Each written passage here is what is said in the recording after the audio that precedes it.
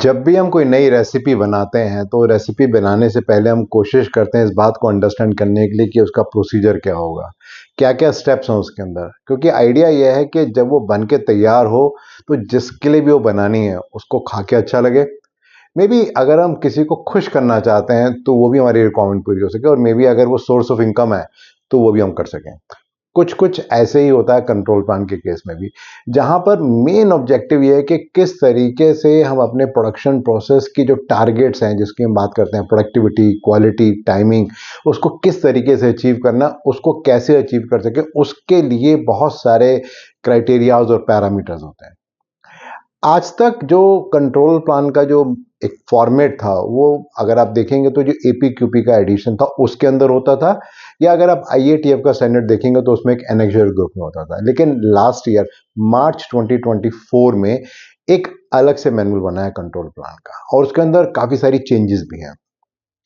अगर हम बात करें with respect to type of control plan, तो ब्रॉडली अभी तक तीन टाइप के कंट्रोल प्लान होते थे। एक होता था प्रोटोटाइप, दूसरा प्री लॉन्च और तीसरा प्रोडक्शन कंट्रोल प्लान। जो प्रोटोटाइप कंट्रोल प्लान होता था वो बात करता था primarily जिस समय कोई कंपनी डिजाइन रिस्पॉन्सिबल है तो उस समय डिजाइन के स्टेज पे कुछ सैंपल्स बनाए जाते थे, तो उसका एक कंट्रोल प्लान होता था जहां पे बहुत लिमिटेड कंट्रोल्स होते थे। जो दूसरा कंट्रोल प्लान होता प्री लॉन्च कंट्रोल प्लान, वो होता था फेज 3 में, जहां हम बात करते थे कि प्रोसेस की हम जब डेवलपमेंट कर रहे होते थे तो उसमें कुछ और एडिशनल कंट्रोल होते थे। मे बी टूल्ड अप सैंपल्स होते थे, मे बी कुछ चीजें कंट्रोल में अभी भी होती थी या नहीं होती थी। एंड देन तीसरा होता था मास प्रोडक्शन कंट्रोल प्लान, जहां पर एक्चुअली में रियल लाइफ सिचुएशन में किस तरीके से हम मास प्रोडक्शन करने वाले हैं उसके हिसाब से वो सब कंट्रोल्स डिफाइन होते थे, उसे हम देखते थे। इस कंट्रोल प्लान में एक और एडिशन हुई है जो चौथी आप एडिशन कह सकते हैं, वो है सेफ लॉन्च कंट्रोल प्लान। ये प्राइमरली आप देखा जाए तो जो प्री लॉन्च कंट्रोल प्लान के बाद और मास प्रोडक्शन कंट्रोल प्लान के बीच की बात है। आइडिया इसका यह है कि प्री लॉन्च के बाद अगर हमें कुछ एडिशनल कंट्रोल लगाने हैं या मास प्रोडक्शन से पहले कुछ एडिशनल कंट्रोल लगाने हैं तो उसके लिए इसको हम यूज कर सकते हैं। तो प्राइमरली देखा जाए चार तरह के अब कंट्रोल प्लान हो गए: prototype, pre launch, safe launch और एक मास प्रोडक्शन कंट्रोल प्लान। अब इसके बाद एक बहुत इंटरेस्टिंग बात आती है कि ये कंट्रोल प्लान का मेन ऑब्जेक्टिव क्या है, क्या पर्पस है इसका। तो इस बात को समझना बहुत जरूरी है। सबसे पहले तो जो कंट्रोल प्लान है वो एक आदमी की एक्टिविटी नहीं है कि एक आदमी ने बैठा और कुछ कंट्रोल बना दिया। It's a cross functional team approach, जहां पर अलग अलग प्रोसेसेस के लोग, production, quality, purchase, dispatch, stores, new product development और मार्केटिंग, या और भी मे बी कस्टमर या सप्लायर को भी हम ऐड कर सकते हैं, तो वो सब मिल के देन एक कंट्रोल प्लान बनाते हैं। और ओवरऑल कंट्रोल प्लान का ऑब्जेक्टिव सिर्फ एक डॉक्यूमेंट नहीं है, बल्कि कस्टमर की एक्सपेक्टेशंस को मीट करना है। तो उसको एक एक करके डिस्कस करते हैं कि क्या एग्जैक्टली ऑब्जेक्टिव है या पर्पस है कंट्रोल प्लान बनाने का। जो सबसे पहला ऑब्जेक्टिव है वो बात करता है with respect to process controls को डिफाइन करने के बारे में। जब हम प्रोसेस के कंट्रोल्स की बात करते हैं तो दो बहुत इंटरेस्टिंग वर्ड आते हैं: voice of the customer and voice of the process. Voice of the customer बात करता है उन सब बातों के बारे में जो कस्टमर चाहता है कि जब उसका प्रोडक्ट उसको मिले फाइनली तो उसके अंदर वो चीजें इनकॉर्पोरेट हो। उसको मीट करने के लिए वॉइस ऑफ द प्रोसेस की बात होती है कि आप प्रोसेस में उन सब बातों को क्या करना है जिससे कि voice of the customer meet हो सके। तो वो सारी की सारी बातें कंट्रोल प्लान में आनी चाहिए जिससे कि जो फाइनल प्रोडक्ट बने वो उस रिक्वायरमेंट को मीट कर सके। देन अक्सर ऐसा होता है, हम बात करते हैं एक और टर्मिनोलॉजी की, पास थ्रू कैरेक्टरिस्टिक्स।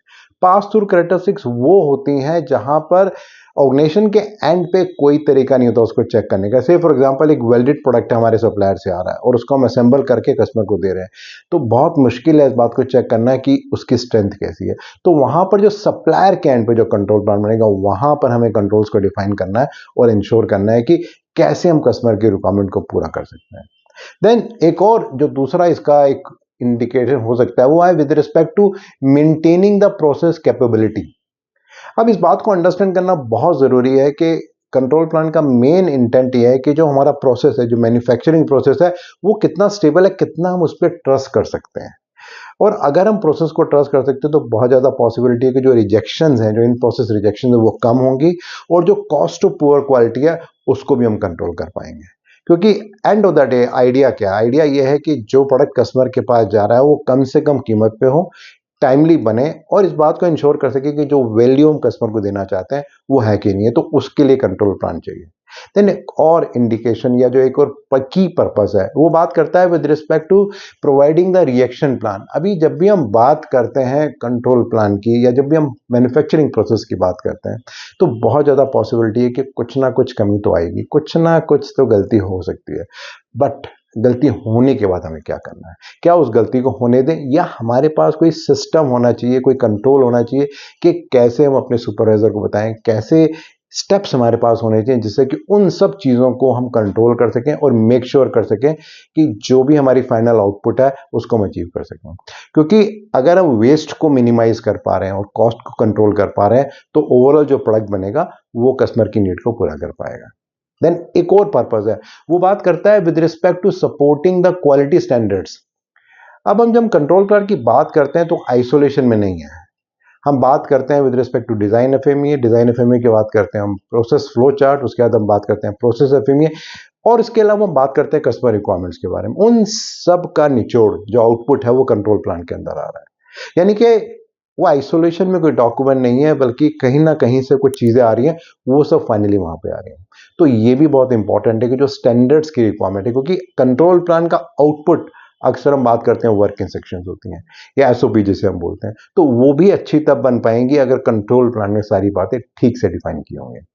तो इस बात को समझना बहुत जरूरी है कि जो भी चीजें स्टैंडर्ड ने स्पेसिफिक की हैं उसको हम किस तरीके से अचीव कर सकते हैं। क्योंकि किसी भी स्टैंडर्ड से, फॉर एग्जांपल अगर हम आईएटीएफ स्टैंडर्ड की बात कर सकते हैं तो उसका मेन ऑब्जेक्टिव क्या है कि किस तरीके से हम मैन्युफैक्चरिंग एफिशिएंसी को इंप्रूव करें और किस तरह से बॉटम लाइन यानी कि जो प्रॉफिटेबिलिटी है उसको इंप्रूव करें।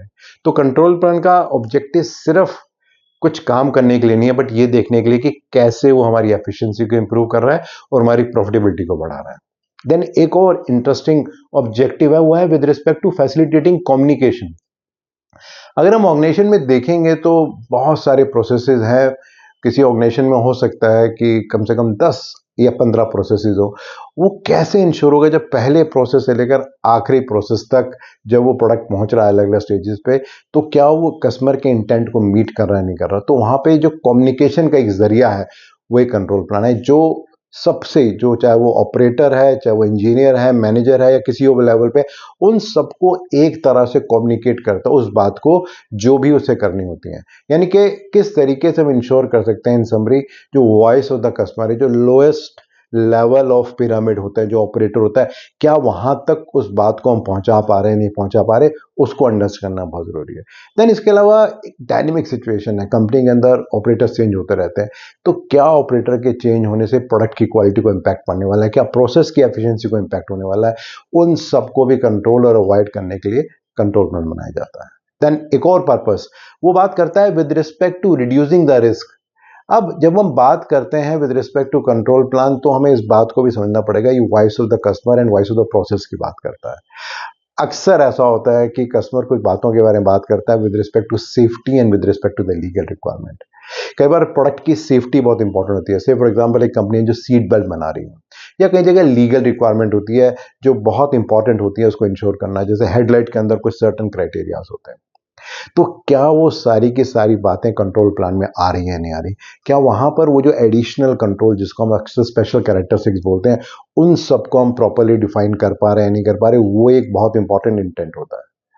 देन अक्सर ऐसा होता है कि इंडस्ट्री के अंदर जो रीवर्क होता है वो एक पार्ट ऑफ प्रोसेस होता है। से फॉर एग्जांपल हम पेंटिंग प्रोसेस की बात करें तो बहुत ज़्यादा पॉसिबिलिटी है उसमें कुछ ना कुछ पार्ट ऐसे निकलेंगे जहाँ पे कुछ ना कुछ डेंट होगा, कोई मार्क होगा, कोई ब्लैक स्पॉट होगा। तो उसको किस तरीके से रिवर्क करना है, क्या वो सब कंट्रोल्स हमने कंट्रोल प्लान के अंदर डिफाइन किया नहीं किया। तो ये सारी बातें अगर हम करते हैं तो बहुत ज़्यादा पॉसिबिलिटी है कि जो प्रोडक्ट का आउटपुट है, जो हम एफिशिएंसी की एक्सपेक्टेशन कर रहे हैं उसको हम मीट कर सकते हैं।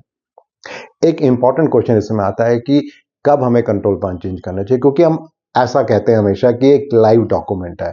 तो लाइव डॉक्यूमेंट का मतलब यह है कि ऐसा नहीं होना चाहिए कि 5 साल पहले एक बार कंट्रोल प्लान बना था और आज तक वही चल रहा है। तो कोई भी कस्टमर कंप्लेंट आती है, कोई रिजेक्शन आती है, कोई भी प्रोसेस के अंदर चेंज होता है, कोई एरर प्रूफिंग इंप्रूव होती है, कोई फ्रिक्वेंसी चेंज होती है, अगर ये सब हो रहा है तो कंट्रोल प्लान जरूर चेंज होना चाहिए। और अगर ये सब नहीं भी हो रहा तो एक डिफाइंड फ्रिक्वेंसी होना चाहिए based on the risk analysis. जब रिस्क एनालिसिस की बात करते हैं तो वो एफएमईए को हम यूज कर सकते हैं, या हमने पिछली बार कब देखा था कि प्रोसेस में कोई वेरिएशन आया, तो उन सब के बेसिस पे हमें कंट्रोल प्लान को रिव्यू करना चाहिए और चेंज करना चाहिए। अब एक और इंटरेस्टिंग क्वेश्चन आता है कि आज तक एपीक्यूपी का एक पार्ट था या आईएटीएफ स्टैंडर्ड के अंदर कंट्रोल प्लान का रेफरेंस था। अब जब वो अलग से बन गया तो क्या उसके अंदर कोई चेंजेस हैं या अब भी सब कुछ वही है? तो कई सारी चेंजेस हैं जो उसके अंदर आए हैं। अगर उसमें कुछ चेंजेस के बारे में आपसे मैं शेयर करूं तो जो सबसे पहला इंपॉर्टेंट चेंज है वो बात करता है, जो मैंने आपसे पहले भी कहा था, एक सेफ लॉन्च कंट्रोल प्लान, जो रिक्वायरमेंट पहले उसके अंदर नहीं थी। देन एक और नया वर्ड आया इसके अंदर, ब्लैक बॉक्स का। बहुत बार ऐसा होता है कुछ कंपनीज की प्रोप्राइटरी कुछ स्पेशल कैरेक्टरिस्टिक्स होती हैं जो वो नहीं चाहते कस्टमर से शेयर करना, तो उसके बारे में इसमें रेफरेंस दिया गया कि कैसे उसको हैंडल करना है। देन अक्सर ऐसा होता है कि रिवर्स एफएमईए की बात कुछ ऑर्गेनाइजेशंस करती हैं, ये लेयर्ड प्रोसेस ऑडिट की बात करती हैं, तो उसको किस तरीके से इनकॉर्पोरेट करना है वो भी इसके अंदर डिफाइन किया गया। आज के टाइम में इलेक्ट्रॉनिक्स बहुत ज़्यादा बढ़ता जा रहा है, सॉफ्टवेयर बहुत ज़्यादा बढ़ता जा रहा है, तो जो बहुत हाईली ऑटोमेटेड प्रोसेसेस होते हैं उनमें किस तरीके से पास थ्रू कैरेक्टरिस्टिक्स या इन सब बातों को देखना है या कोई डिजिटल इनेबलमेंट देखना है, उन सबको भी क्लियरली डिफाइन किया गया। देन इसके अलावा एक बहुत स्पेसिफिक चेकलिस्ट है जो एक अपेंडिक्स बी है, जो बात करता है करीब 15 पॉइंट्स की, कि जब हम कंट्रोल प्लान बनाएंगे तो उनको हम चेक कर सकते हैं कि वो जो मिनिमम रिक्वायरमेंट थी वो सब इनकॉर्पोरेट हुई या नहीं हुई। जब इतनी सारी बातें कर ली हैं तो ये भी बात कर लें कि इंडस्ट्री की क्या की चैलेंजेस हैं। जो सबसे पहला और इम्पोर्टेंट चैलेंज है वो तो ये है कि जो कंट्रोल प्लान बनाया जा रहा है, क्या वो कोई एक आदमी बना रहा है या एक पूरी क्रॉस फंक्शनल टीम बना रही है? क्योंकि अक्सर ऐसा देखा जाता है कि एक ही आदमी कंट्रोल प्लान बनाता है और हम मान के चलते हैं कि उसमें सब कुछ इंक्लूड हो गया है। जो दूसरा इंपॉर्टेंट फैक्टर है, कितनी बार ऐसा होता है कि जब हम कंट्रोल प्लान बना रहे हैं तो उसको हम मेजर करते हैं in terms of improving the manufacturing efficiency, improving the bottom line, या जस्ट हम मान के चलते हैं कि एक डॉक्यूमेंट है जो कस्टमर की रिक्वायरमेंट को पूरा करने के लिए। तो अगर मैं समरी करूं, मैंने आपसे बात की कंट्रोल प्लान के बारे में, जो कि एक नया मैनुअल है जो मार्च 2024 में आया था। अर्लियर इसमें 3 फेजेस थे, prototype, pre launch and production control plan. अब इसमें एक चौथा फेज आया है जो बात करता है सेफ लॉन्च कंट्रोल प्लान। तो उसके बाद मैंने बात की विद रिस्पेक्ट टू सर्टन की ऑब्जेक्टिव्स की, क्यों हमें कंट्रोल प्लान बनाना चाहिए, जिसका मेन इंटेंट है voice of the customer, voice of the process, manufacturing efficiency, किस तरीके से बॉटम लाइन को इंप्रूव कर सकते हैं, किस तरीके से हम ये इंश्योर कर सकते हैं कि जो प्रोडक्टिविटी, क्वालिटी, कॉस्ट के टारगेट है उसको हम अचीव कर सकें। एंड देन उसके बाद मैंने बात की थी कब कब हम कंट्रोल प्लान को चेंज कर सकते हैं, एंड देन क्या इंडस्ट्री के चैलेंजेस हैं with respect to the control plan. मेरा जो अगला वीडियो रहेगा वो बात करेगा with respect to PPAP, product part approval process. Regularly बहुत सारे फीडबैक मिल रहे हैं और हेल्प कर रहे हैं अंडरस्टैंड करने के लिए आपकी क्या एक्सपेक्टेशन है, सो प्लीज उसको आप कंटिन्यू कीजिए। इस पर्टिकुलर वीडियो को आप और डिटेल में जानना और समझना चाहते हो तो नीचे आपको एक लिंक मिलेगा, उसे आप क्लिक करेंगे तो एक ब्लॉग आपको दिखेगा, वहां और डिटेल में जानकारी मिलेगी इस वीडियो के बारे में।